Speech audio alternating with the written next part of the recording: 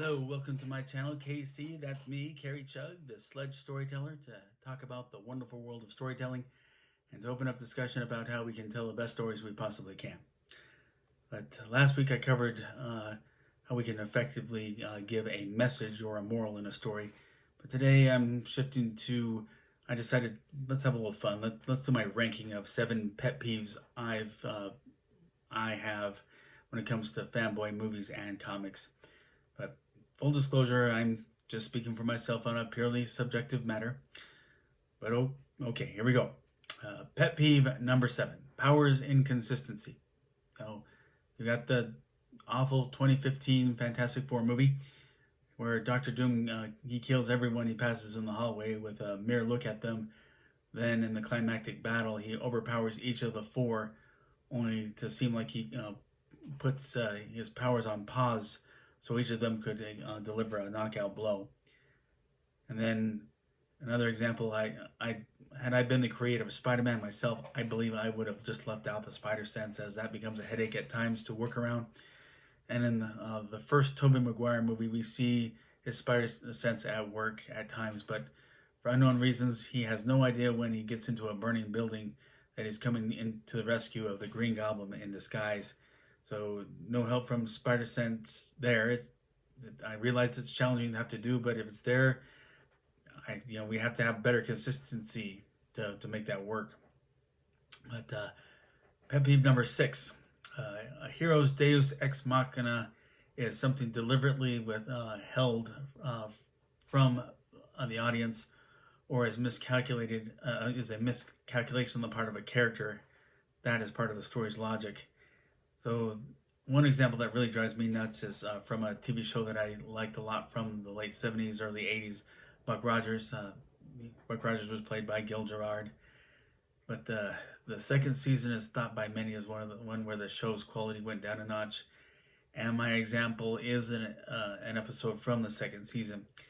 So here Buck Rogers, as part of his interplanetary travels with a crew of explorers, lands on a planet where he encounters a beautiful blonde girl and also a mysterious humanoid monster. The crew's resident scientist robot Crichton determines that the beings that live on that planet, they go through a metamorphosis. The blonde girl was on stage A of the metamorphosis, and that the monster was as a result of stage B. So that was to infer that the blonde girl would eventually become a monster. Now, when that analysis gets to the girl, she runs out of, just scared of turning into the monster and hurting her friends.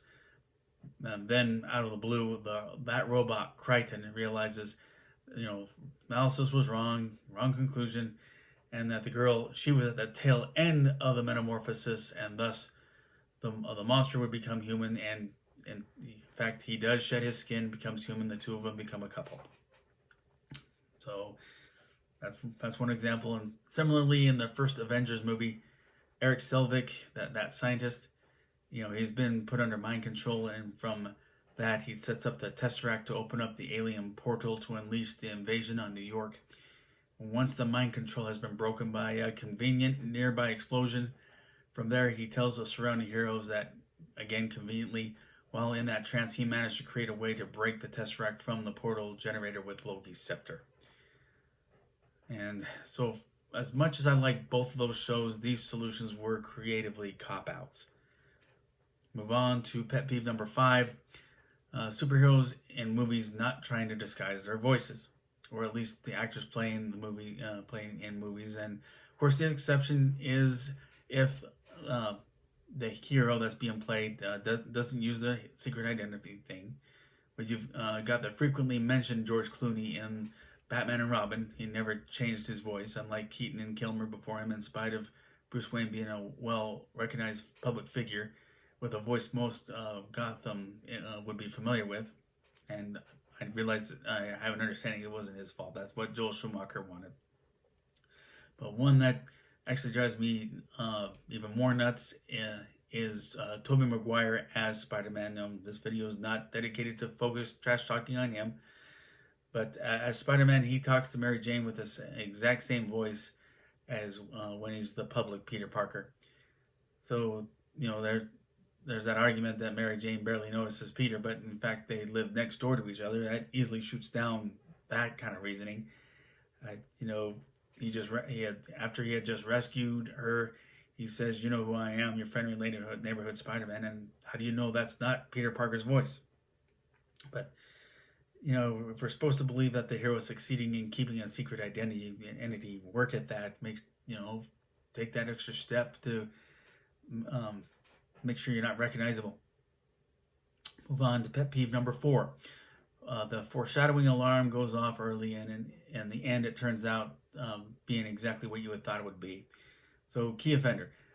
3-part comic book miniseries, Batman Cacophony, written by much heralded writer and filmmaker Kevin Smith.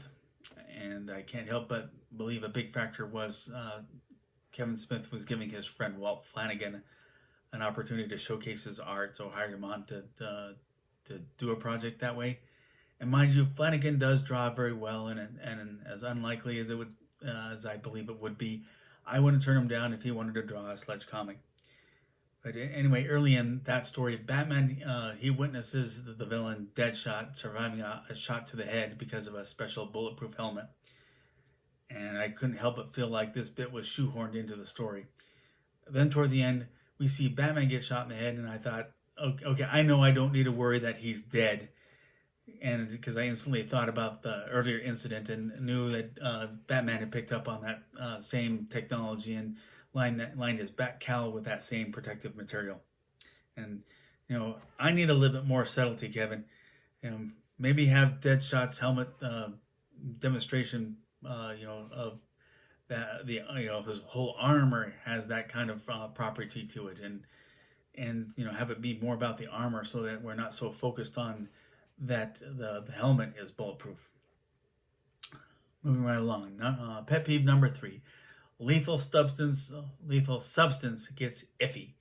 So Superman's kryptonite tends to stand out on this issue. There have been scenes where Big Blue has died after exposure to kryptonite, but some plot turn brings him back. Notice that I didn't say that he died after exposure and not from exposure. It's more that he died from the writer's decision to have him die this time around, and again bringing a plot twist that brings him back. So much about kryptonite, lethal as it's supposed to be, it carries a lot of ambiguity. For the length of time we see Superman exposed to kryptonite in Superman the movie, Superman Returns, the Super Friends, and the Superman the animated series, I'm just up to my neck in bewilderment over just at what point does this stuff become lethal? And so there's my rant on that, but I'll also touch upon a much beloved movie for me, Batman Begins. And I'm speaking of Scarecrow's fear toxin. After inflicting Rachel Dawes with it, he then tells his cronies that he gave a concentrated dose, and ambiguously, she hasn't got long. But we found out that she had long enough for Batman to take her into the Bat Tumbler and drive her to the Bat Cave to give her Lucius Fox's antidote for the toxin. And it would have gone a long way for Scarecrow to just say something like, she would be dead in an hour. Moving on to pet peeve number 2. And it's a repeat. Yes, the heroes easily evade gunfire. Now, again, I saw a lot of that in Batman the Animated Series. Stormtroopers in Star Wars are the poster boys for that pet peeve held by many people. And, it's either the hero is implausibly fast and quick to dodge the bullets, or the villain's a rotten shot and thus a feeble threat. So which filmmakers or animators would catch on? And finally, number 1, I've touched on this earlier, quite a few videos back, but that's the hesitant villain. Hesitant villain. There must be something to this if it becomes a huge part of a movie's premise, specifically Austin Powers' International Man of Mystery. And in Dr. Evil, they brilliantly illustrate the absurdity of villain hesitation. I have previously, I've said before, a wonderful advice I received from the late great Denny O'Neil on the book, The DC Comics Guide to Writing Comics. And in his section on villains, Denny emphasizes that the villain should at least be the hero's equal, and it's desirable that he be his superior. And Too often that ends up meaning that the villain manages to, by definition, defeat the hero, and then steps back and gives a haughty speech, giving the hero just enough time to strike before the villain delivers the killing blow. And, I've seen a villain who's superior to the hero work just fine. It might not be the most popular movie, and I hope this is not the reason for it, or at least a reason for it. The movie The Incredible Hulk, 2008, with Norton, the Edward Norton as Bill Bixby. But we see that Abomination is much bigger and stronger than the Hulk. So Hulk has to find and devise ways to match up his force with the Abomination in a convincing fashion. So that's an example of how we can make it work, that the villain be the superior, and it doesn't have to be that the villain has to have the hero at his mercy. And this whole deal, I've heard the argument that it illustrates the villain's pride, that flaw, and that it's a writer's delight to work in the deep character interaction, or that it's high drama. And I've put in a lot of soul searching to find this reasoning, the effectiveness of that for this issue. But I look at the real world and see no such happenings with the real world. I mean, the bad guys, 9 times out of 10, they're not going to hesitate. So obviously, if you see this kind of thing happening in anything I write, I'm history. But that's the end of it. That's my list of story pet peeves. Thanks for watching. If you like this video, please click like. If you like this channel, please click subscribe, or follow me on Instagram and share this with a friend. And invitation remains open to purchase Sledge #1. Just click on the copy, click or copy that link below. And I hope we can get some discussion going. Agree, disagree, something I didn't mention. Please comment below, and let's all seek understanding amid much misunderstanding and turmoil in our world, and treat each other as equals. And amid this whole health crisis, be safe and God bless.